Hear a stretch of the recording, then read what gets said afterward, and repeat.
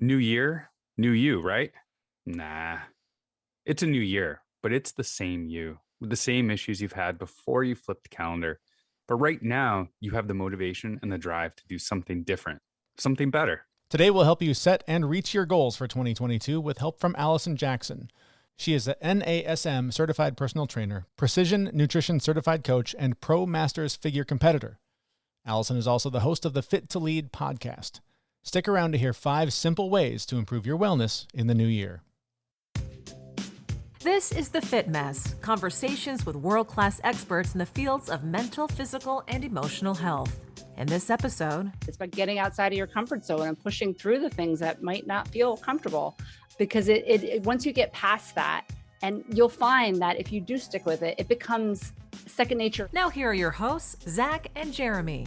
Welcome to The Fit Mess. Thanks for listening while you're doing whatever it is that you're doing right now. I'm Zach, he's Jeremy, and together we're 2 vulnerable guys helping you overcome struggles to achieve your mental and physical wellness goals. Today, we're talking about what many of you are going through right now, building healthier habits, finding the motivation to keep going, and how to not fall back into old patterns that haven't served you. I'm right there with you. I don't do New Year's resolutions typically, but calendars do start over every year, and this is a good time to sort of reflect on your life, what's working, what isn't, and who you want to be when the calendar turns over again next year. Personally, I'm starting small. I've got a long list, Zach, of things that I want to do, things that I know have worked for me in the past. And rather than doing what I would normally do and just trying to do all of them on January 1st and hang on to as many of them as I can until February 8th when they've all fallen off the list, this time I'm going backwards. I'm starting with just one.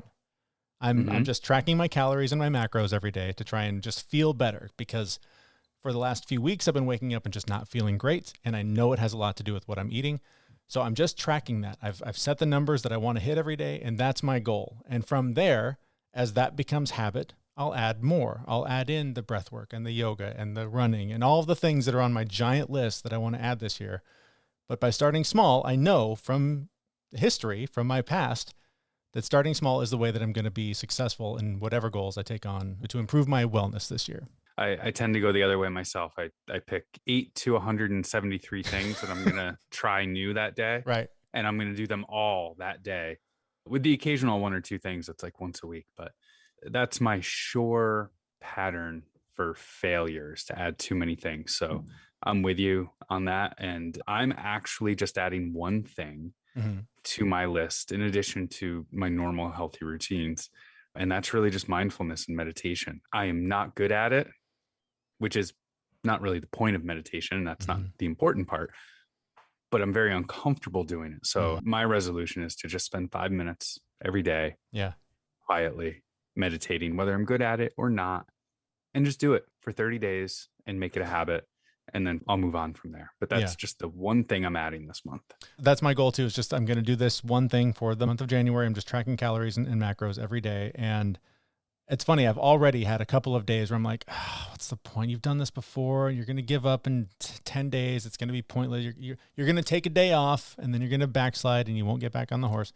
And every time I have that feeling now, I just have to say to myself, you don't have to worry about doing it for 30 days. You just have to do it today. You don't have to worry about how you're going to do it on Saturday when your routine's broken and things are out of the sorts. You just have to do it today. And come January 30th, 1st or whatever, if I missed a day or two, okay, I missed a day or two.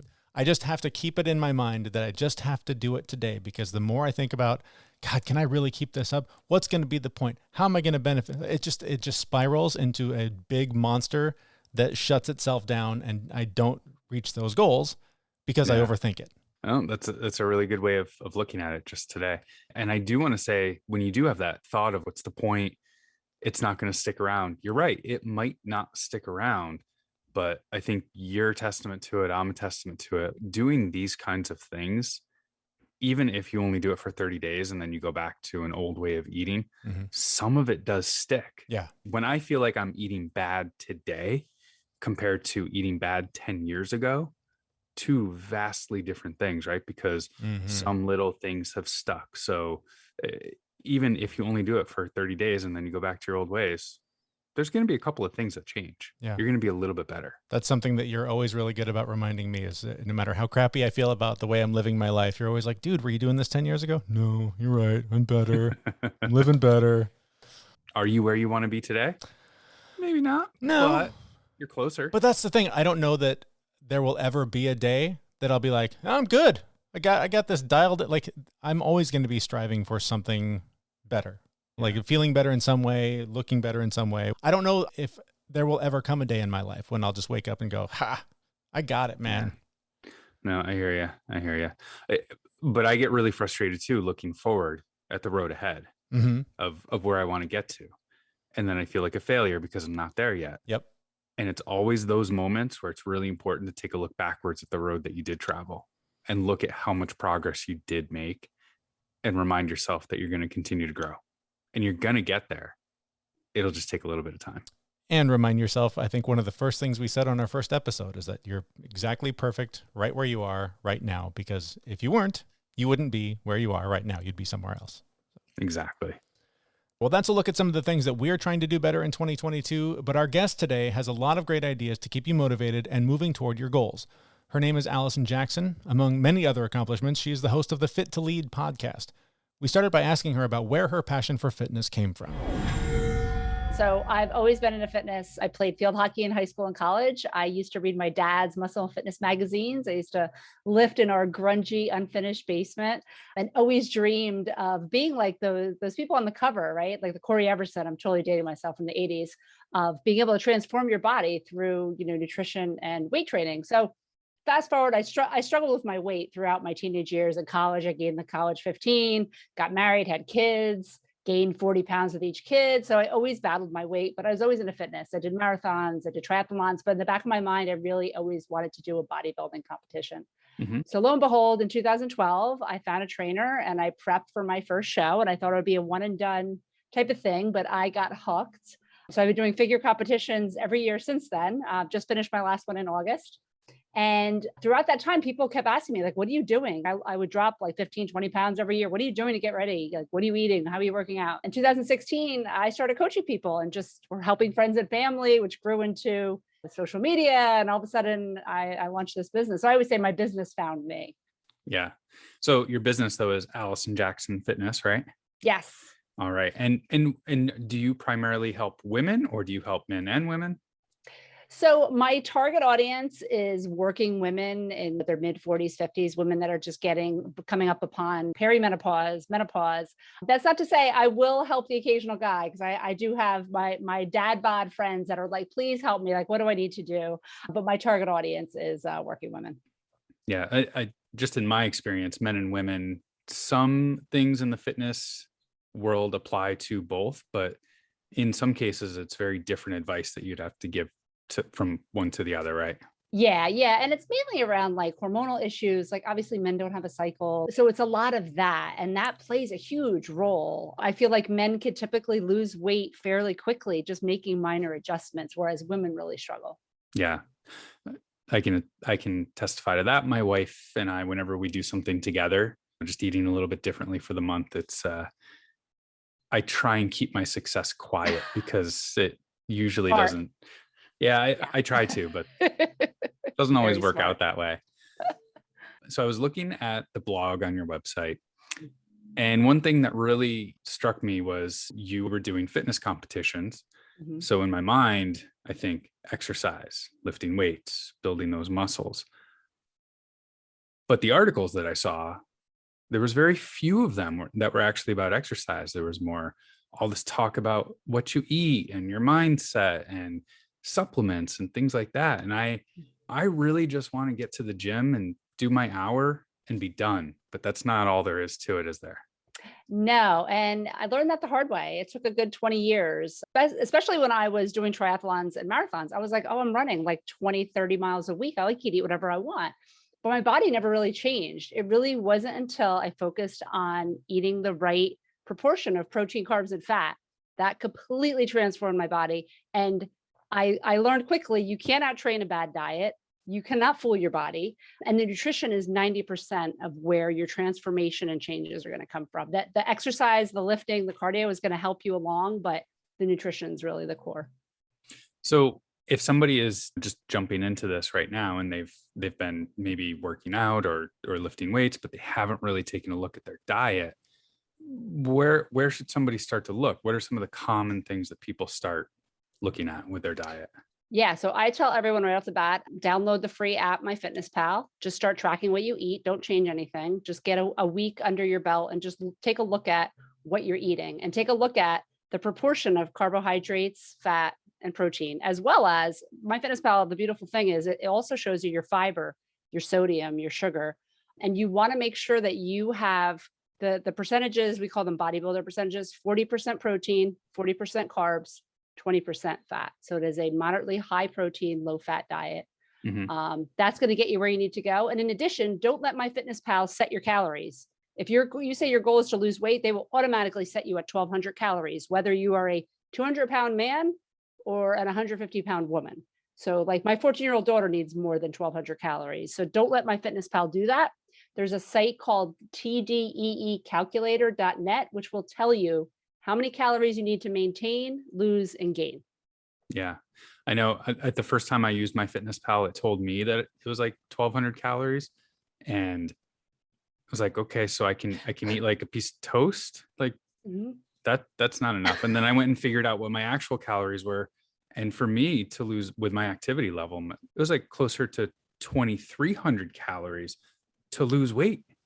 Yes. And that's just really bad advice. Go eat 12. That's half the Yeah. nutrition I need. That would have been detrimental to me, right? Yes, yes. And that is one of the things that I know it sounds counterintuitive, but you really only need a slight deficit to lose weight. And the diet culture, the workout culture is torture, starve yourself, whatever the quick fix is, whether it's keto, whole 30, but it's not. It's you can eat, there's no bad foods, nothing is off limits. It's just a moderate deficit that you need to eat, but you need to eat. So the metabolism is like a burning fire. You need to add wood to a fire to get it roaring. Same with the metabolism. You need to feed your body in order to get the energy to be able to lose weight.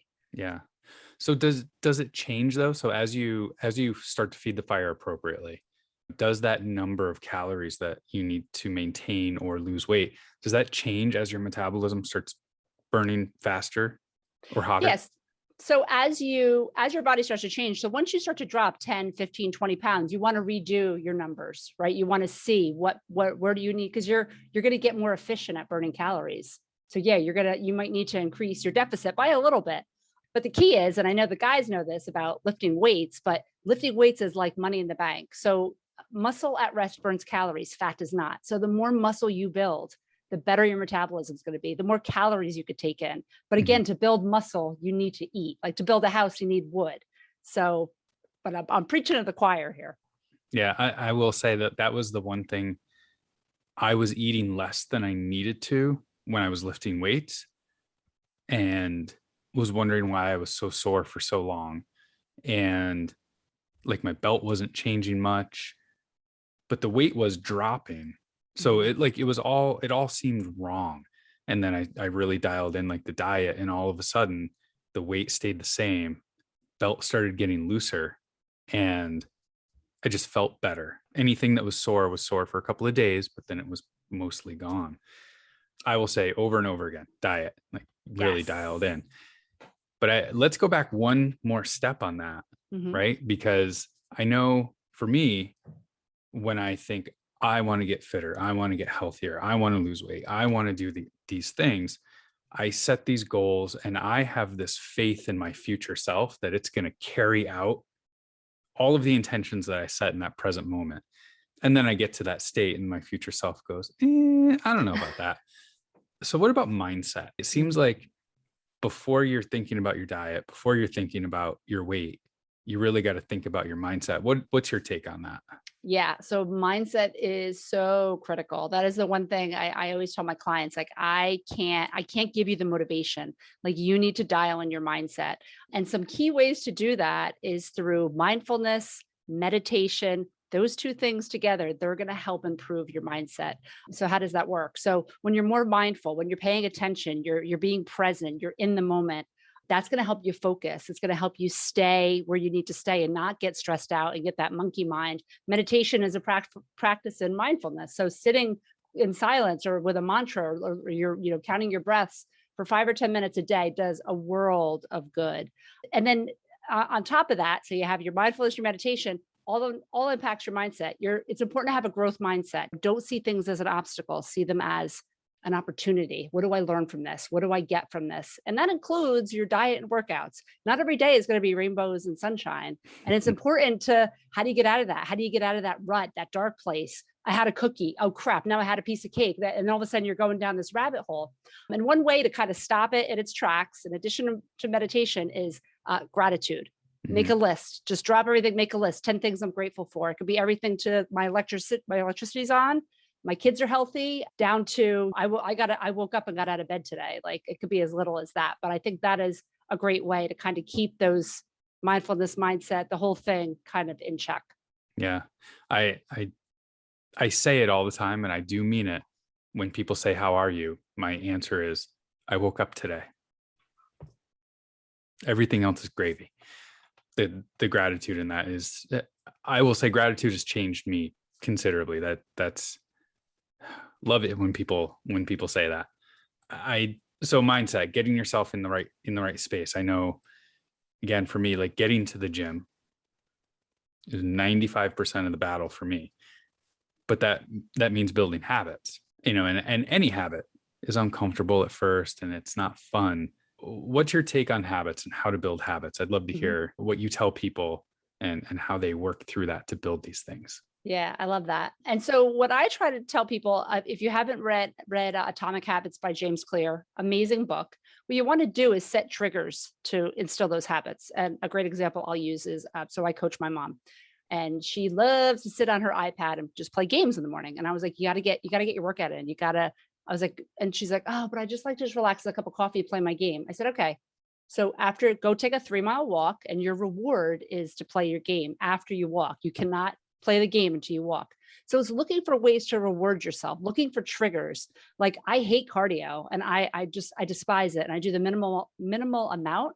But if I know I could read a book while I'm walking on the treadmill, or listen to a podcast while I'm on the bike, then that's incentive for me. And I look forward to it, because I'm like, okay, that's the treat I get. And that's the important thing too, is I always tell people, you're not a dog. Don't treat yourself to food. Don't reward yourself with food because you went to the gym. Yeah. So it's tying rewards, tying triggers to the things that you want to do. So you look forward to doing it. If you dread it and you hate it, you're not going to do it. Yep, absolutely. I know for me, I dreaded going and working out for a long time. At one point in my life, I was right around 300 pounds. And when I was in that mode, it was really hard for me to build those habits, because it was a struggle and it was really hard. And any growth that you do, whether it's your mindset, losing weight, getting fitter, none of it happens overnight, does it? No. So yeah, tell me about that. I was going to say, not to bring in like the fitness metaphor, but it's about sets and reps. It's about doing it over and over. It's about getting outside of your comfort zone and pushing through the things that might not feel comfortable, because it once you get past that, and you'll find that if you do stick with it, it becomes second nature, as brushing your teeth, right? Like, yeah. How many people are like, oh, I can't think of the thought of going through the day without brushing my teeth? That's how I feel about working out every morning. Like, I have to do something, or I feel like bleh throughout the day. Yeah. I'm with you.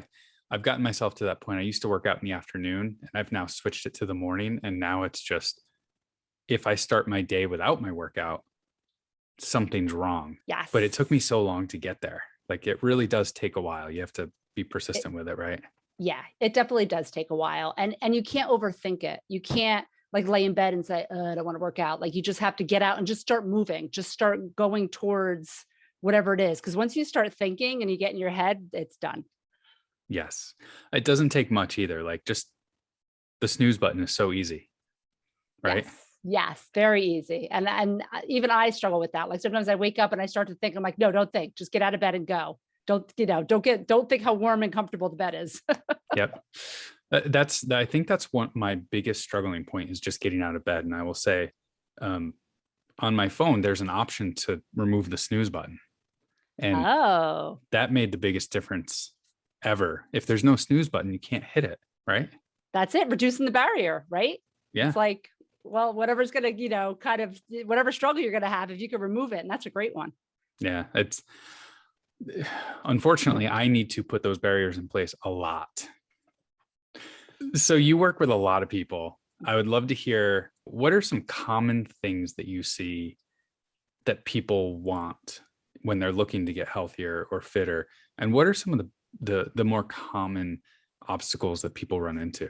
Yeah. So everyone, especially I think in this day and age with social media and instant gratification, everybody wants it fast. They want the magic bullet. They want it instantly. And they want it right after they've eaten really well for 1 or 2 days. Well, why isn't the scale moving? Your weight is like a roller coaster. It goes up and down every day. Everything from the moon to your sodium level to your water, everything changes the scale. And specifically for women, I don't know if men deal with the daily ups and downs of the scale, but I know women struggle. It's a trigger for a lot of them. And what I typically say is it's just a point in time to either look at it as a weekly average, take your weight every 2 weeks, focus on your measurements. But when it comes to changes you can make to really affect making a change in your body, it's looking at your sodium. A lot of processed foods, a lot of deli meats and stuff, beef jerky, a lot of it has sodium. So you just have to be careful because it's going to make you retain water and make the scale go up. And then prioritize protein. So I would say protein first and then calories. You want to hit those two. Those are most important because you can find carbs and fat and everything. That's super easy to hit.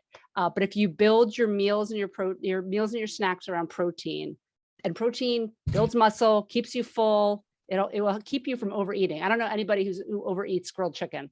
So that's always what I tell people. And then make sure you drink a lot of water. You got to stay hydrated. You can't lose weight unless you're hydrated. But there's water and coffee, right? That counts, right? Yeah. I like to count it. I'm like, well, I drink way too much coffee. I love coffee. I know, me too much. So you mentioned the scale.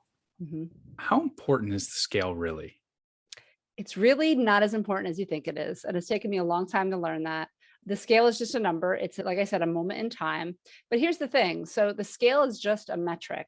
You want to know, are you sleeping? Are you sleeping a good solid 7-8 hours of quality sleep? Are you getting enough to drink? Are you getting movement? Are you getting, and that just doesn't mean get your 30 or 60 minute weight training formal workout in. Are you moving throughout the day? Because if you sit on your ass all day, but you've gotten a 30-minute workout in, well, it's like the non-exercise activity, thermogenesis, NEAT, the movement all day, the fidgeting, walking in the mail, that burns that more percentage of calories than your workout does. So the more you move throughout the day, that's just going to help you.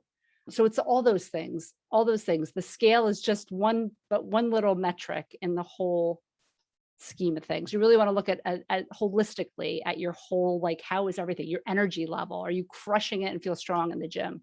Right. All those things matter more than that number does. Yeah. I think I mentioned earlier, I noticed when I changed my eating, and I really wasn't counting calories. I was just eating to fuel the workouts.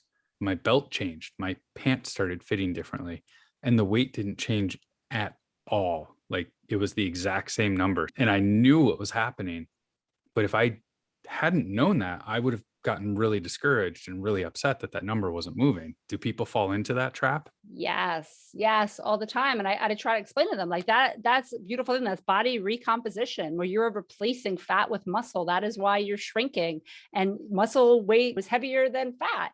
So that is why the scale won't change. So to your point, it's like, I always say to women, I'm like, if you feel fabulous, why do you care what the number says? Especially these women that I just want to lose 5 pounds, just 5 pounds. It goes, 5 pounds really going to make or break you? Is that a dress size?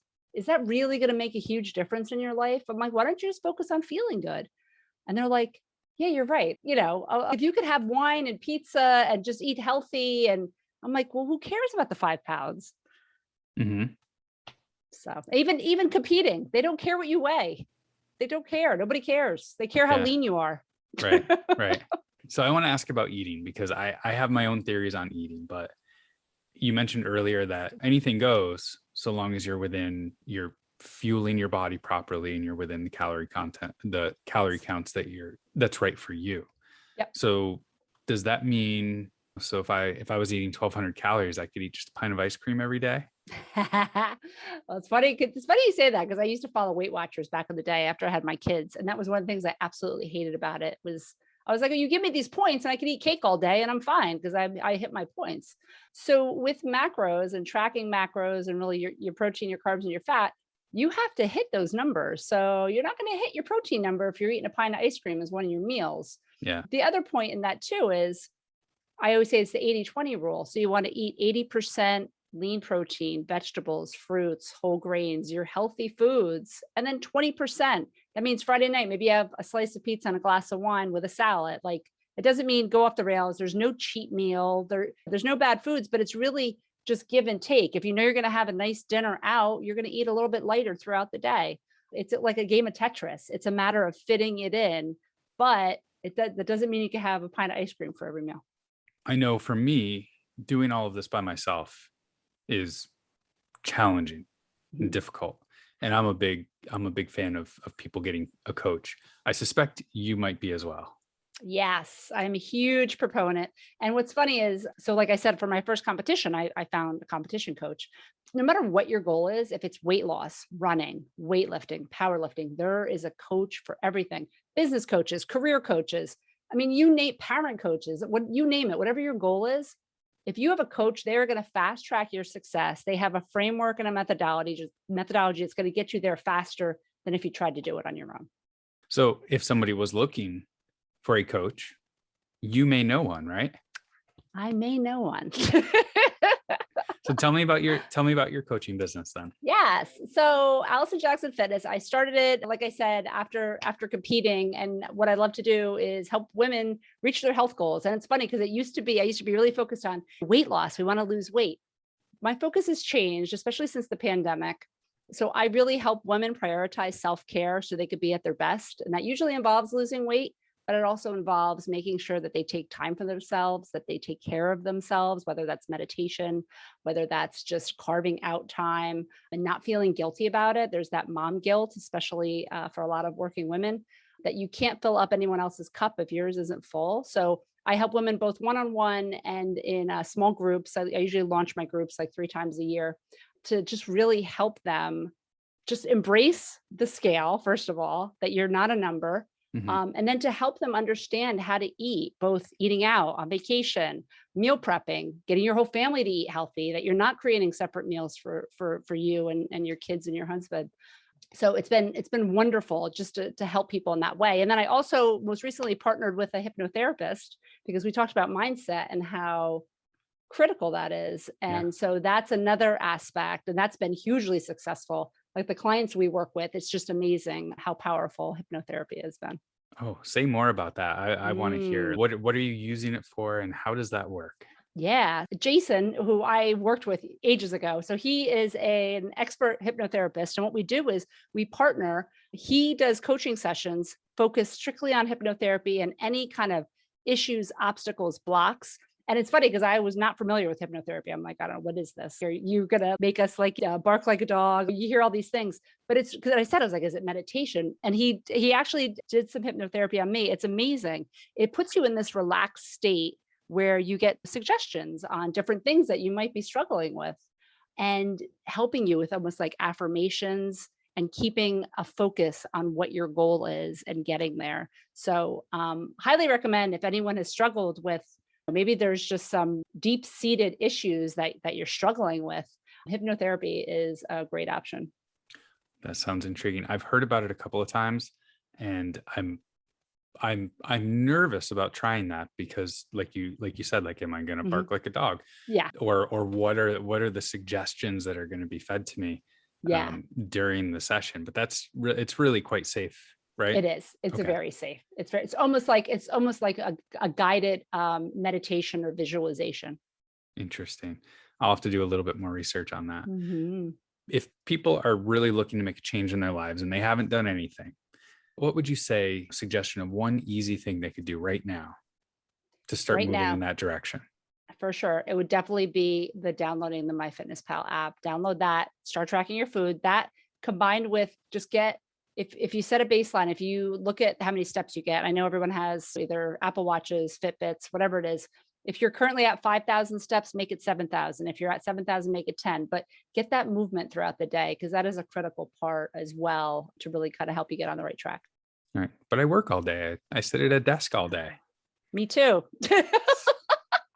You got to carve out, even if it's 5 minutes. I mean, you have to get up to go to the bathroom at some point, take an extra lap around the house, run downstairs, throw a load of laundry in.